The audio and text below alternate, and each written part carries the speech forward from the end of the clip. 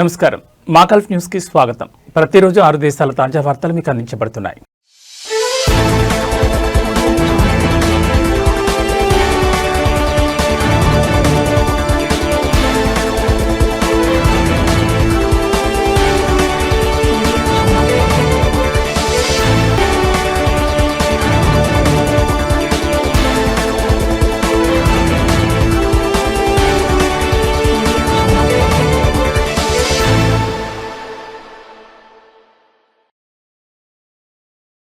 Qatar ప్రజారోగ్య మంత్రిత్వ శాఖ తమ అధికారిక వెబ్సైట్లో ఫ్లెమింగో రెస్టారెంట్ను మూసివేస్తున్నట్లు ప్రకటించింది.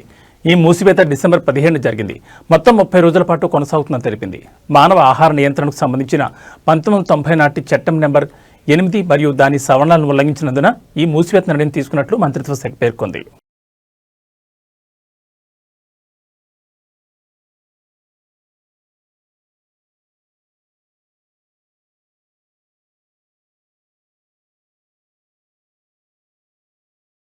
సౌదీ సెంట్రల్ బ్యాంక్ బ్యాంకింగ్ మరియు చెల్లింపు సేవల రుసుములపై తగ్గింపులు పరిమితులను ప్రకటించింది. ఈ మేరకు ఆర్థిక సంస్థల సేవల కోసం కొత్త రుసుము గైడ్లైన్స్ ను జారీ చేసింది. కొత్త మార్గదర్శి అమల్లోకి వచ్చిన తర్వాత ప్రస్తుత బ్యాంకింగ్ ఫీజుల తగ్గింపు అన్ని ఆర్థిక సంస్థలకు వర్తిస్తుంది. అప్డేట్ రుసుములు ప్రచురణ తేదీ నుంచి 60 రోజుల్లోపు అమల్లోకి వస్తాయని ప్రకటించారు. కన్జ్యూమర్ ఫైనాన్స్ మరియు మోటార్ ఫైనాన్స్ లీజింగ్తో సహా రియల్ ఎస్టేట్ కాని ఫైనాన్స్ ఉత్పత్తులకు గరిష్ట పరిపాలన రుసుములు తగ్గించారు. గతంలో ఫైనాన్స్ మొత్తంలో 1% లేదా SR 5,000 ఏది తక్కువైతే అది ఉండగా కొత్తగా 0.5% లేదా SR 2,500 ఏది తక్కువైతే అది విధించనున్నారు. మడా కార్డుల పునఃజారీకి SR 30 నుండి SR 10కి తగ్గించారు. అంతర్జాతీయ లావాదేవీ రుసుములను లావాదేవీ మొత్తంలో 2% పరిమితం చేశారు. ఇక మడా కార్డులను ఉపయోగించి అంతర్జాతీయ నగదు ఉపసంహరణలకు సంబంధించి లావాదేవీ విలువలో 3% పరిమితం చేయగా గరిష్టంగా SR 25కి పరిమితం చేశారు. బ్యాంక్ చెక్కు జారీ ఫీజులను SR 10 నుంచి SR 5కు తగ్గించారు. బ్యాంక్ ఖాతాలు మరియు ఎలక్ట్రానిక్ వాలెట్ల ద్వారా రాజ్యంలో ఎలక్ట్రానిక్ బదిలీల కోసం రుసుములకు సంబంధించి SR 2,500 వరకు బదిలీలకు SR 0.5గా నిర్ణయించారు. SR 2,500 కంటే ఎక్కువ మరియు SR 20,000 వరకు బదిలీలకు SR 1కి పరిమితం చేశారు.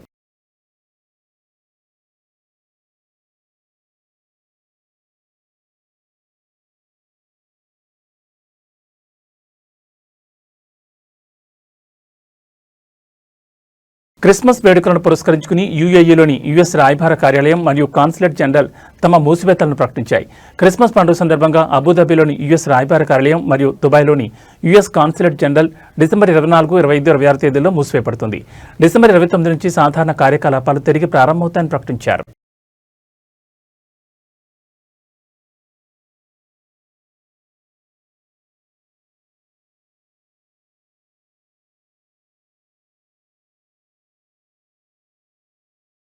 కువైట్ మున్సిపల్ కౌన్సిల్ ప్రకటనల నిబంధనలకు ప్రధాన సవరణలను ఆమోదించింది. ఈ రంగాన్ని నియంత్రించడానికి ప్రజాభద్రతను కాపాడడానికి అధిక జరిమానాలను ప్రవేశపెట్టింది. ఈ సవరణలు ప్రతికూల ప్రకటనల కంటెంట్ను నిరోధిస్తుందని కౌన్సిల్ ఆర్థిక కమిటీ అధిపతి ఫహద్ అల్ అబ్దుల్ జాదర్ తెలిపారు. కొత్త నిబంధనల ప్రకారం అన్ని వాణిజ్య మరియు పారిశ్రామిక సంస్థలు తమ ప్రాంగణం ముందు భాగంలో స్పష్టమైన గుర్తింపు చిహ్నాలను పెట్టాలి. అధికారిక అనుమతి లేకుండా పొగాకు, సిగరెట్లు, మందులు మరియు వైద్య విధానాల ప్రకటనలతో సహా నిషేధ ప్రకటనలను అలాగే హానికరంగా భావించే ఏదైనా కంటెంట్ ప్రకటనలను ప్రదర్శించకూడదు. ఉల్లంఘనను బట్టి KD 100 నుండి KD 5,000 వరకు జరిమానాలు విధించబడతాయని హెచ్చరించారు. వీటితో పాటు డెలివరీ మోటార్ సైకిల్ ప్రకటనలకు KD 40 వార్షిక రుసుములు, వాణిజ్య ప్రకటనలకు KD 100 వార్షిక రుసుములను కూడా కౌన్సిల్ ఆమోదించింది.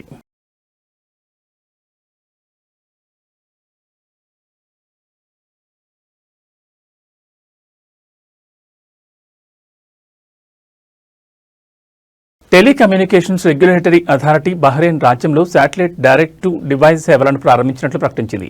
ఇది దేశ టెలికమ్యూనికేషన్ల రంగంలో ఒక ముఖ్యమైన మైలురాయిని సూచిస్తుందని తెలిపింది. గల్ఫ్ కోఆపరేషన్ కౌన్సిల్లో శాటిలైట్ డైరెక్ట్ టు డివైస్ సేవలను అమలు చేసిన మొదటి దేశంగా బహ్రెయిన్ స్థానాన్ని బలోపేతం చేయడంలో ఒక ప్రధాన అడుగుగా భావిస్తున్నారు.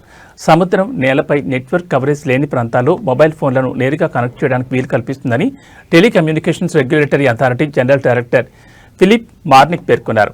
ఉపగ్రహ డైరెక్ట్ టు డివైస్ సేవలు దేశవ్యాప్తంగా కనెక్టివిటీని మెరుగుపరచడానికి ఉపయోగపడుతుందని వెల్లడించారు.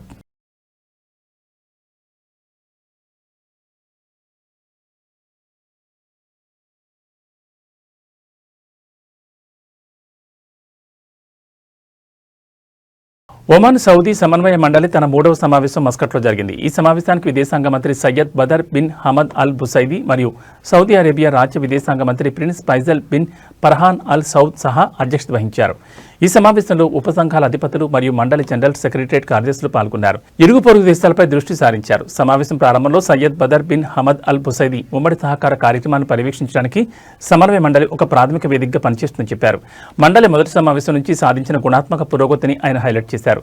ముఖ్యంగా అంతర్ ప్రాంతీయ వాణిజ్యం మరియు ఉమ్మడి పెట్టుబడులను పెంచడం, ప్రాంతీయ ప్రయాణం మరియు వారసత్వాన్ని ప్రోత్సహించడానికి ఉమ్మడి కార్యక్రమాలను విస్తరించడం వంటి అంశాలపై చర్చించారు. ద్వైపాక్షిక సంబంధాలను ముందుకు నడిపించడంలో మండలి ఒక సమర్థవంతమైన సాధనంగా పనిచేస్తుందని Prince Faisal bin Farhan Al Saud తెలిపారు.